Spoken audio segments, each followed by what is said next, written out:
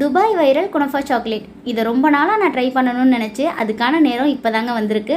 நான் வீட்டில் ட்ரை பண்ணி பார்த்தேன், எந்த அளவுக்கு வந்திருக்கு அப்படின்னு சொல்லிட்டு உங்களுக்கு பார்த்தாலே தெரியும்.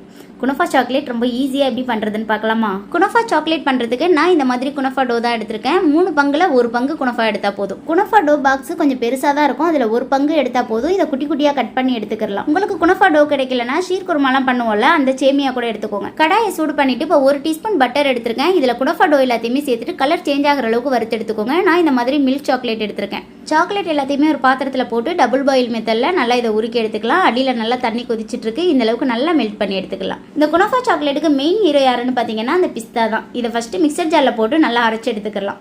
பவுடர் பண்ணதுக்கப்புறம் 3 டீஸ்பூன் சுகர் சேர்த்துட்டு இதையும் நல்லா பவுடர் பண்ணி எடுத்துக்கோங்க. வறுத்து வச்ச குனஃபா நல்லா கிறிஸ்பியாக இருக்குது. இந்த டைமில் பவுடர் பண்ண பிஸ்தாவையுமே சேர்த்துக்கோங்க, கூடவே மில்க் மேடையும் சேர்த்துக்கோங்க. உங்களுக்கு எந்த அளவுக்கு ஸ்வீட் வேணுமோ அந்தளவுக்கு எடுத்துக்கலாம்.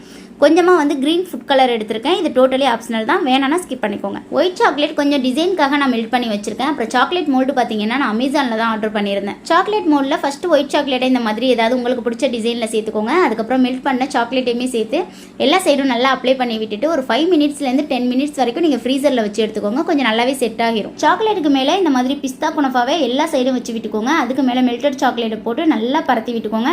அப்புறம் ஒரு 1 ஹவர்லேருந்து ஒரு 1/2 hour கூட நீங்கள் ஃப்ரீசரில் வச்சா போதும், செம்மையாக செட் ஆகிரும். சாக்லேட் மோல்டு இல்லை அப்படின்னா குட்டி குட்டி பவுலு அந்த மாதிரி உங்களுக்கு பிடிச்ச மாதிரி உள்ள டிசைனில் கூட நீங்கள் எடுத்துக்கலாம்.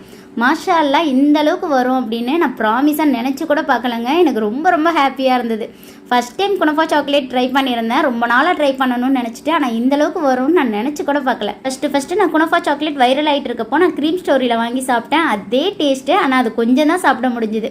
இந்த சாக்லேட் ஒரு பீஸாக இருந்தால் கூட திகட்டாமல் சாப்பிட்டேன். அவ்வளோ சூப்பராக இருந்தது. கண்டிப்பாக நீங்களும் ட்ரை பண்ணி பாருங்கள். ரொம்ப ரொம்ப சிம்பிள் தான். இந்த குனஃபா சாக்லேட் வீடியோ உங்களுக்கு பிடிச்சிருக்கும்னு நினைக்கிறேன். பிடிச்சிருந்தா லைக் அண்ட் ஷேர் பண்ணிக்கோங்க. தேங்க்யூ ஸோ மச் ஃபார் வாட்சிங்.